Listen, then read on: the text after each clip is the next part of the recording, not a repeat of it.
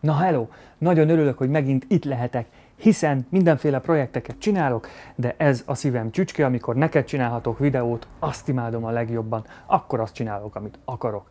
És a múltkor is már azt csináltam, amit akartam, és ez nagyon-nagyon jó fogadtatásra lelt. Egy csomóan iratkoztatok fel az előző videó óta, amiből arra következtetek, hogy egy csomóan meg akarjátok változtatni az életeteket, ami tök jó, úgyhogy ez alkalommal ehhez adok tippeket, illetve szerintem a legfontosabb dologgal fogunk foglalkozni.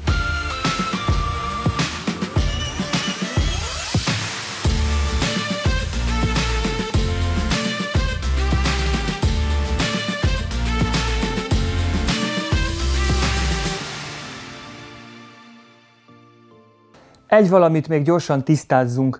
Életmegváltoztatás alatt nem arra gondolok, hogy elkezdesz futni, vagy másik állásod lesz, vagy ilyesmi, hanem hogy az életed úgy megváltozik, hogy élmény lesz és öröm minden nap felkelni, mert tudod, hogy egy újabb kaland, vagy bármi, amit szeretnél, vár rád. Én erről a fajta életmegváltoztatásról beszélek, és hogy ehhez mi kell a leginkább szerintem, nos, a szenvedély. És ez alatt a szenvedély alatt nem arra gondolok, amire az ágyban van szükséged, de mindjárt részletezem tovább.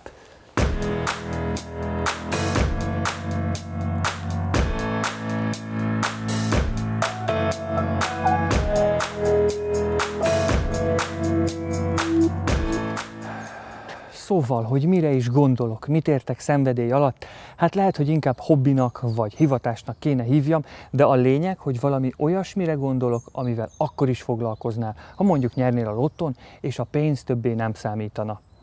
Ezt a gondolatmenetet egyébként nálam sokkal jobban levezeti egy bizonyos Alan Watts nevű úriember, aki egy filozófus, egyetemi professzor, és akinek ezt a videóját a leírásba belinkelem angolul is, magyarul is. Én ajánlom, hogy ha értesz, akkor inkább angolul nézd meg. Alan Watts. És hogy mindez miért olyan fontos?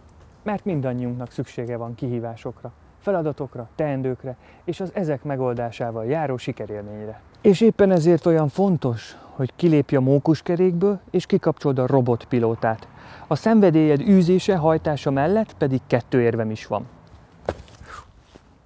Az egyik, hogyha a szenvedélyeddel foglalkozol, akkor imádod azt, és ha imádod, akkor utána mész, és utána olvasol, és egyre mélyebbre ásol benne, és a kihívások sohasem fogynak el. A másik érvem pedig az, hogy ha a szenvedélyeddel foglalkozol, akkor imádod, utána olvasol, beleveted magad ezerrel, és ezáltal nagyon-nagyon gyorsan fogsz fejlődni, és hamarabb kiléphetsz a régi életedből, mint gondolnád.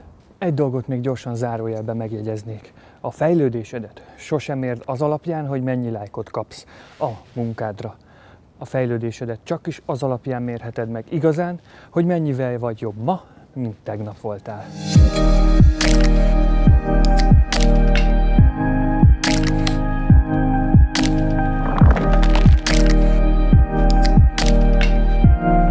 Azt hiszem, már csak egy fontos dologról nem beszéltem, hogy is találd meg a szenvedélyed. Halld meg a hangod!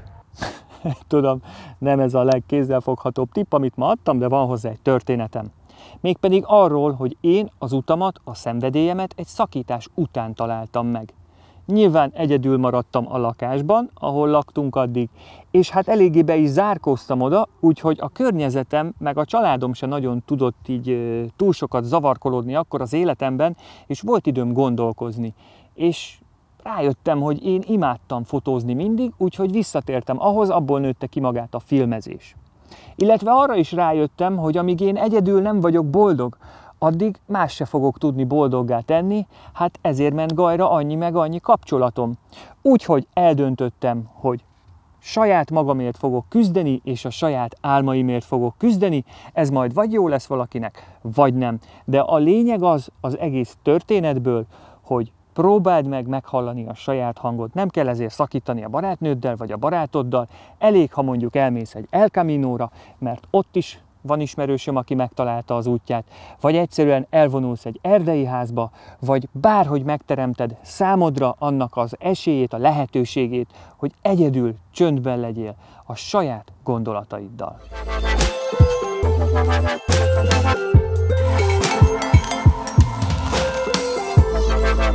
Nagyon remélem, hogy a legtöbbetek már megtalálta a szenvedélyét, de ha mégsem, akkor van még egy elméletem. Az életet úgy képzelem el, mint egy hosszú-hosszú út.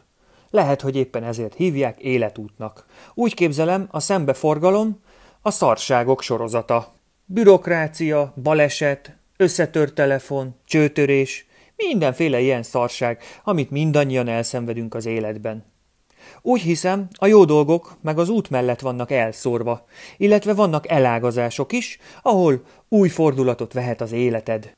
Magyarán megmondva úgy képzelem, ha otthon ülsz esténként és csak a tévét kapcsolgatod, akkor egy helyben vagy, és más nem fogsz kapni, csak a szembejövő szarságokat.